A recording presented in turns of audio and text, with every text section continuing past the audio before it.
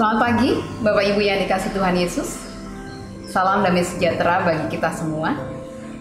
Masih tetap bekerja di rumah, bahkan juga meskipun Bapak Ibu melakukan pekerjaan di luar, tapi tentu tetap melakukan dengan protap COVID-19. Ataupun anak-anak yang masih berjuang untuk belajar online dengan segala adaptasi dan segala tantangannya. Dan mungkin beberapa saudara-saudara kita yang masih harus juga mendampingi keluarganya yang sakit, ataupun juga kita yang masih harus berjuang untuk mendapatkan kesembuhan dan pemulihan.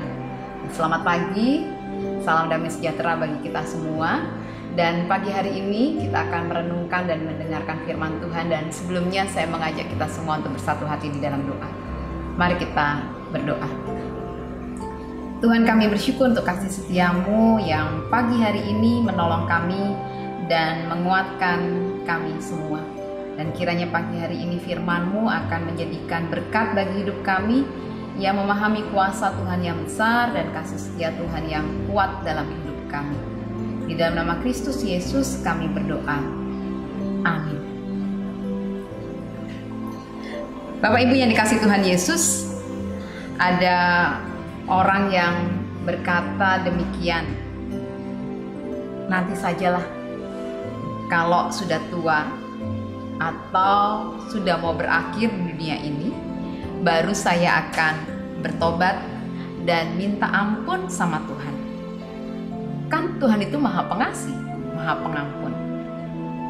Ternyata ungkapan itu tidak hanya terdapat atau diucapkan oleh satu dua orang. Ada begitu banyak orang yang punya pemahaman teologi seperti ini. Sehingga selama hidupnya di dunia, mereka akan terus mengejar kepuasan daging, kemudian tanpa takut lagi akan dosa, dan berniat untuk bertobat di masa injury, di masa titik-titik terakhir, injury time sisa hidup mereka. Kalau yang begini namanya, saya bisa katakan maaf, kita justru sedang mencoba mempermainkan Tuhan. Kalau kita mengerti kebenaran, tapi kita berniat mengkhianatinya, maka Bapak Ibu para sahabat, kita tentu akan dan sedang mempermainkan Tuhan. Tuhan memang Maha Pengampun, tapi bukan berarti bahwa saya dan saudara-saudara boleh mengerjakan keselamatan yang Tuhan anugerahkan sesuka hati kita. Dan mengira bahwa Tuhan akan tetap mengampuni kita di masa tarikan nafas kita yang terakhir sebelum kita pulang ke rumah Bapa. Meskipun kita tahu Ia Maha Pengampun, Maha Pengasih, dan menerima kita dengan segala apa yang ada pada kita. Tetapi apakah itu yang patut kita lakukan? Bagaimana kita melihat karya Tuhan? Bagaimana kita melihat kuasa Tuhan?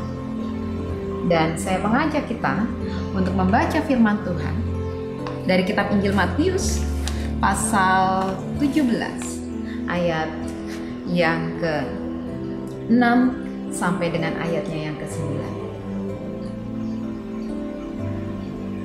Mendengar itu, tersungkurlah murid-muridnya dan mereka sangat ketakutan.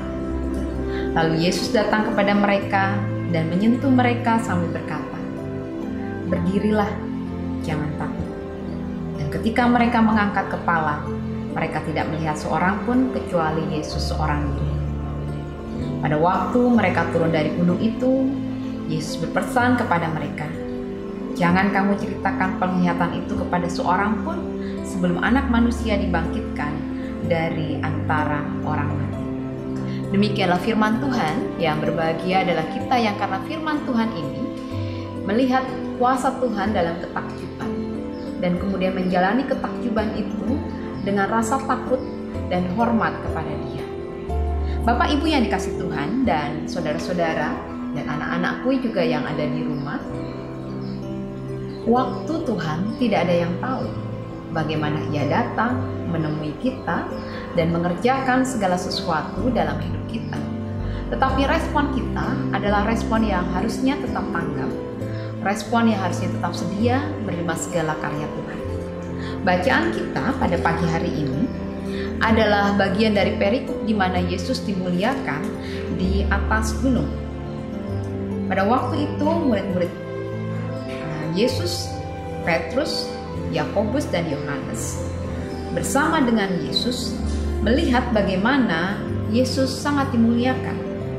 Ia berubah rupa di depan mata para murid, wajahnya bercahaya seperti matahari dan pakaiannya menjadi putih bersinar seperti terang. Dan tidak hanya itu, bersama dengan Yesus di atas gunung itu ada Musa dan Elia yang juga sedang berbicara dengan Yesus. Dan Petrus dalam bahasa spontannya, dalam reaksi spontannya, melihat dan berkata, betapa bahagianya kami melihat hal itu. Dan kemudian ia mengatakan, tidak mendirikan kemah, satu untuk Yesus, satu untuk Musa, satu untuk Elia. Dan pada waktu itu terdengarlah suara dari atas langit yang mengatakan, inilah anak yang kukasihi, kepadanya lah aku berkenan, dengarkanlah dia. Dan perkataan itu dalam gelegar kuasa dan wibawa Allah membuat para murid takjub dan tersungkur. Dan Yesus mengatakan, jangan takut. Kemuliaan Allah, kekuasaan Allah itu tidak sekedar direspon dalam ketakutan sebagai manusia dan kemudian membuat manusia takut untuk mengerjakan sesuatu, bahkan takut untuk datang kepada Tuhan. Kemuliaan, ketakjuban akan kuasa Allah sebetulnya adalah cara Allah memberikan berkat dan kekuatan untuk manusia selalu datang padanya dan selalu tergerak untuk berserah padanya. Bukan menunggu injury time ketika kita mau berakhir di dunia ini, atau menanti-nanti untuk kita datang kepada Tuhan sampai waktu yang menurut kita tepat, bukan waktu yang menurut Tuhan itu tepat.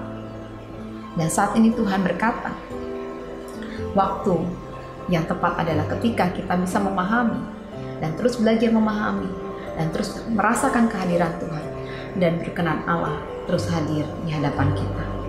Dan ketika Yesus berkata, jangan kamu ceritakan penglihatan itu kepada seorang pun sebelum anak manusia dibangkitkan dari antara orang mati.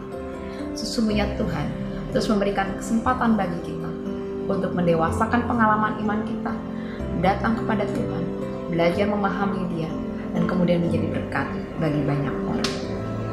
Waktu kapankah kita datang kepada Tuhan? Tersungkur dan takut untuk melihat kemuliaan-Nya?